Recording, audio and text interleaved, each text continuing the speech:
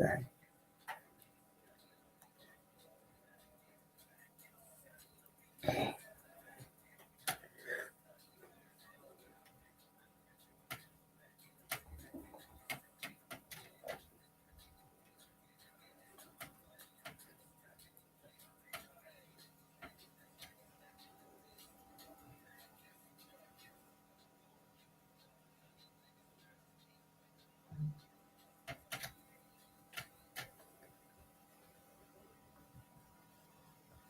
All right, y'all. Welcome back. It's the Great Minds Project 5.0, and I'm presenting 29 years later with the brother Wesley Ill. That's Tavares, Deshaun Wesley Ill. And for those who don't remember, let me just take you back to January 25th of 2022 when I was holding a sign of a prisoner downtown in front of Frank Murphy Hall of Justice. That prisoner at that particular time was this brother that's sitting right next to me right here, and he's no longer a prisoner. Just to tell y'all the work that needs to be done and can be done and will be done by people like me. So I'm gonna let him introduce himself, the brother right next to me. Islam, everybody. My name is Tavares Deshaun Wesley Ill. Yesterday I came home from prison. The brother came and got me, and it was just an exciting moment at the time. I did 28 years, 361 days for a crime I committed as a juvenile. And it's just, exciting to be, in a position to where I've regained my freedom and can actually, do some good in society as opposed to just sitting away in prison and rotting, like the rest of the brothers that still in prison, the brothers and sisters that's still in prison as juveniles, or just regular people, that caught regular cases and stuff. So let me ask you this question. You waited all of these years to finally get the opportunity to step on the side of the prison gates without handcuffs and ankle cuffs on. Uh, how did you make it through for 29 years? Well, at first, I was kind of messed up in the head because, so much came with me catching the case the way I caught my case. At the age of 17, I had a infant son and lost his mother to a best friend of mine, and then you know I was just going through some things and stuff, and then some brothers took a hold of me. You was one of them, grabbed me and said, hey, this ain't the way to go. Things gonna get better. It may not get better at this moment in time, but things gonna get better. So, with me being taken under the wing of members of the Moorish Science Temple of America, um, I was able to regain my sanity because I was losing my mind. And so, with me gaining my sanity back and through the Moorish Science Temple of America and the members of the Moorish Science Temple of America, I was able to gain my freedom. And during that time before gaining my freedom, I was really able to gain my sanity and give to others what was given to me, a sense of living under the conditions that we was under, without thinking that, death is certain. You know, as you say that, chills ran over me because those were the thoughts that I expressed to a lot of people out here that really didn't understand the trauma that we was under in there, because they just assumed that, because we in there, we get this food, go to the gym, that they thought that everything was just okay. And I would always tell them that it was never okay. It's just that we made good on a bad situation. Right. So my question to you is that, was there any point during the time that you were serving this prison term that you just felt like you weren't going to get out? Yeah. Even with the ruling coming down in 2012, and at the time it didn't affect us in here in Michigan. My mind state was, fuck it. I'm gonna do my bit the way I'm gonna do my bit. Mm-hmm. And meaning doing my bit the way I'm gonna do my bit, I'm gonna just do what the fuck I want to do. Absolutely. And I didn't want to do that, but this was my mindset. It was like being handed a steak, and as you reaching for the steak, somebody slap you in the face with a baseball bat and said, "No, man, you can't have that." And so, with me going into that mind state that I went into, and then brothers coming to me again, like, "Hey, man, that don't mean it's the end of something, man. You know, just continue doing what you're doing, and God gonna bless you." I was like, okay, let me follow this trend right here. And so then it came down in 2016, and all of us was at Coldwater. Me and Knuckles Eel, Demetrius was at Coldwater, and they were sending us all these 6.500 motions to hold everything in the bands. And so I ended up going to Muskegon. He followed me there, and then we ended up getting the same attorney. and with him getting the same attorney, I felt like, you know, he light skinned, you know what I'm saying? And we gonna get some action, you know. But instead of us getting action, and don't get me wrong, I wasn't jealous or anything like that. I just felt as if, you know, I made strides to get in the position that I needed to be in to regain my freedom, and other guys was getting their freedom and I wasn't. And so with him and I having the same attorney and he getting the opportunity to regain his freedom, and I was told that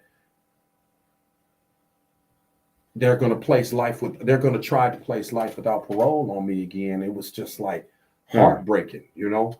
I sat in my room once I got that letter in the mail from my attorney. I got that letter in the mail from my attorney with the forget the name of the thing that Kim Worthy filed on us and stuff like that. The motion that she was to reimpose life without. Yeah, to reimpose. Man, I sat there and I stared at that thing, man, and I think I cried like a baby. I don't think I cried like that when I got convicted, you know. And it was just like I said before, here go the steak, smack you in the face with a baseball bat, you know. And so once again, I was getting ready to travel down that road of the lower self, and you know, when Allah want to talk to man, he talk through man, and brothers like Demetrius, Knuckles Eel, Little Bay, reached out to me, Rimmer Bay, Ricky Rimmer Bay, Sindor Parker Eel, all these brothers reached out to me and was like, listen, man, chill. It's not the end of you, you know. And so with them doing that again, it was like, okay, Tavares, Deshaun, Wesley Eel, man, it's gonna happen. It's not gonna happen when you want it to happen. Right. You know, and you just gotta maintain your composure and continue doing what you're doing. And as I was maintaining my composure and continue doing what I was doing, I was becoming wiser. I was becoming someone that people can look to guide them in situations like this, you know. And so today here I am, you know. And so, you know, and people don't understand. Like I keep reiterating this fact and emphasizing this point that society and the people in society don't understand how traumatized it was for us.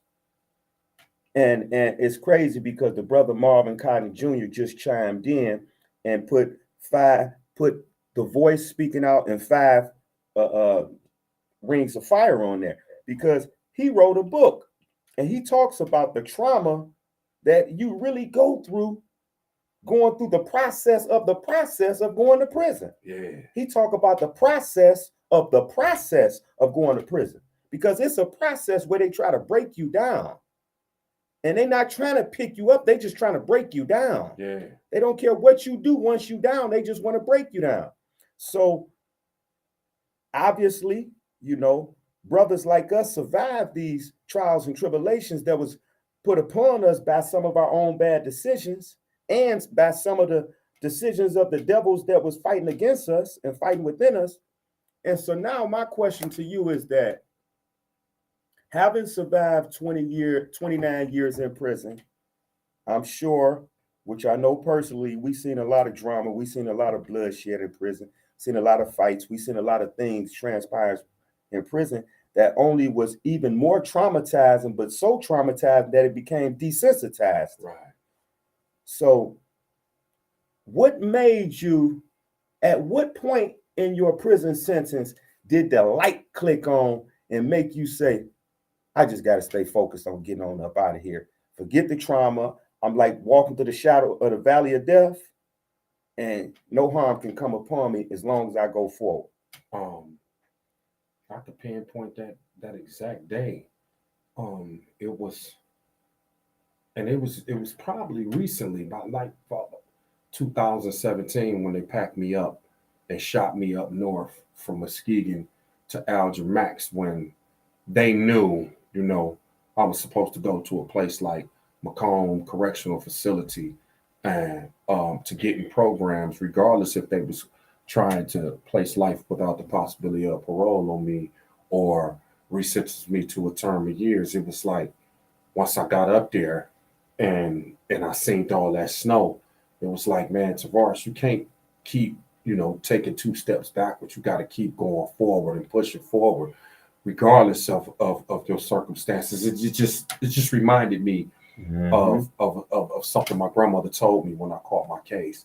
She said, Tavares, just because they got you in the cage don't mean you got to act like an animal. Wow. You're still a human being. You're still a person. You still have human DNA in your system. Right. Don't act as if you're a gorilla or a goon or whatever it is that they think that you are.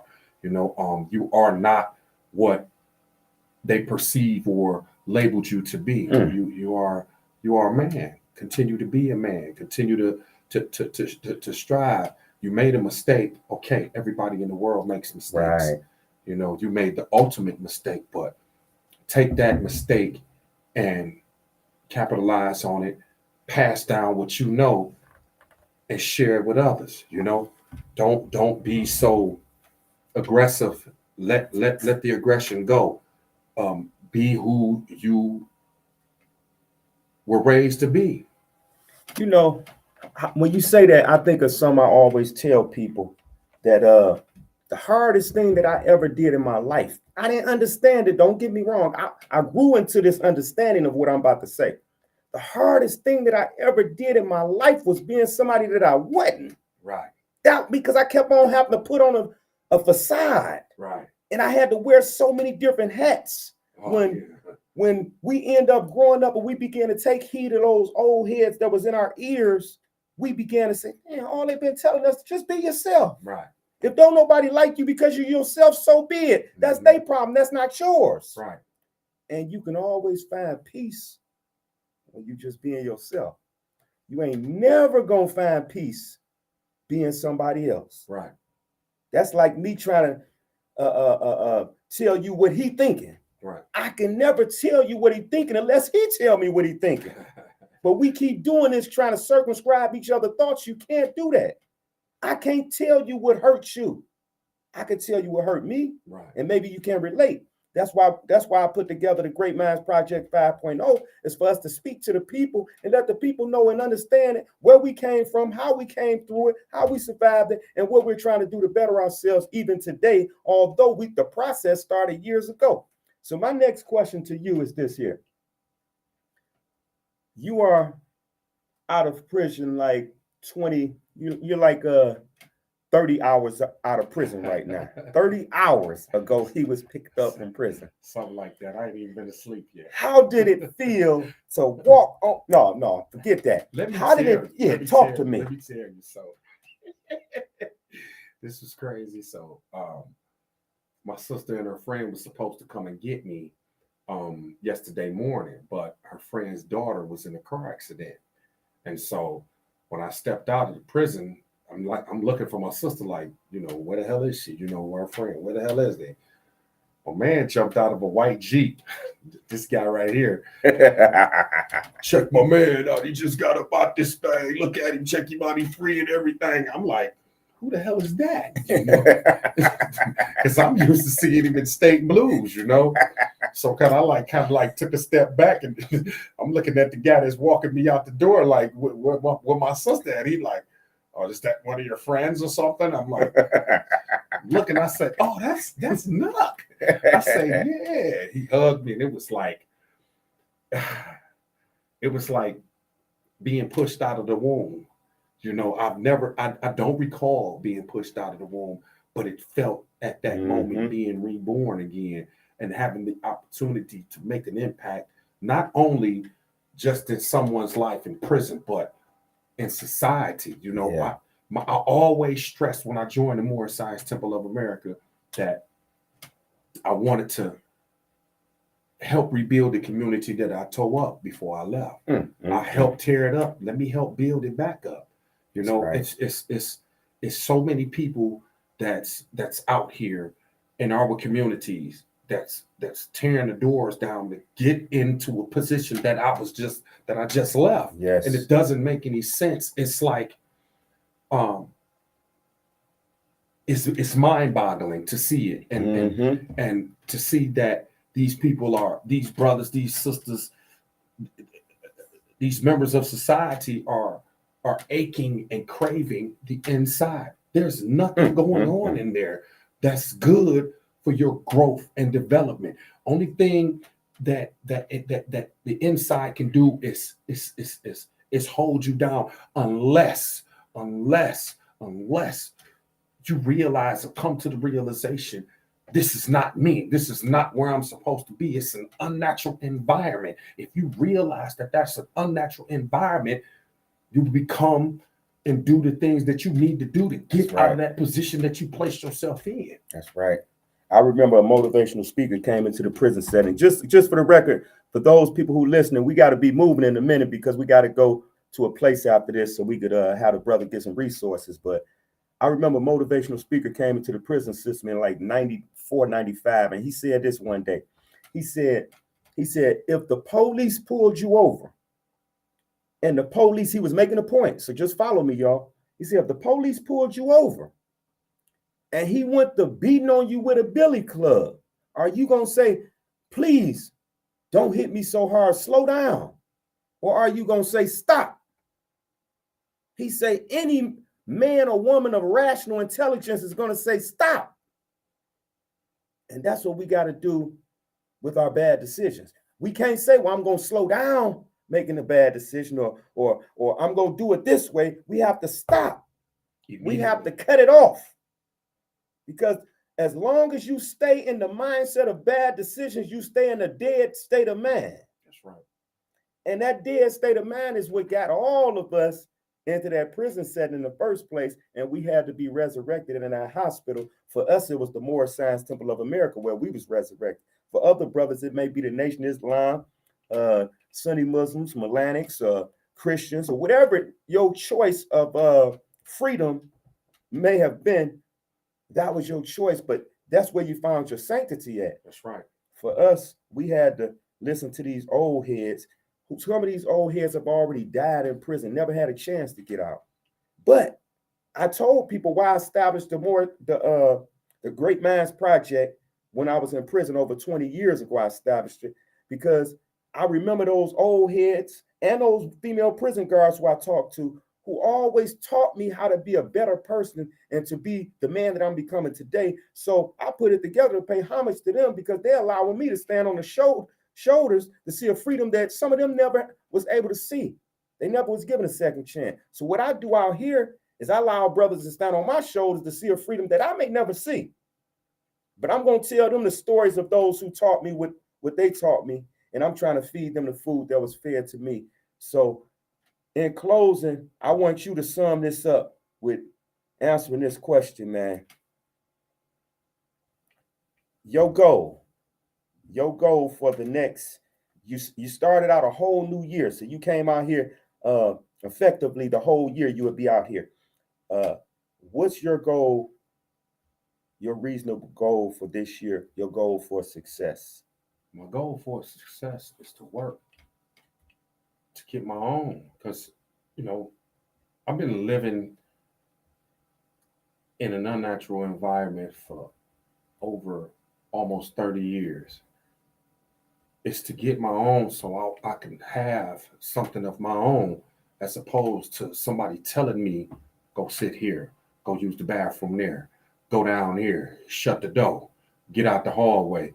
I want to be able to have my own to where I could go sit in the backyard and my grandchildren come in the backyard and I can watch them, my children, my sons, whom I'm working on rebuilding relationships with, can come over to the house, and if they feel like they need to get away from their girl and spend some time over there, it's the goal for the next year, man, is to just is to live.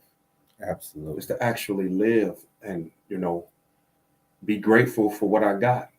Last night I laid in that bed. I haven't slept since 5:30 yesterday. I laid in that bed and just looked around like, wow, you really here. What you gonna do? Right. And every time I say it, what you gonna do? Something in the back of my mind is just like, live, man. Hey, y'all. With that, I'm going to close with this here. Just listen. I'm going to close with it. As soon as I can get it going.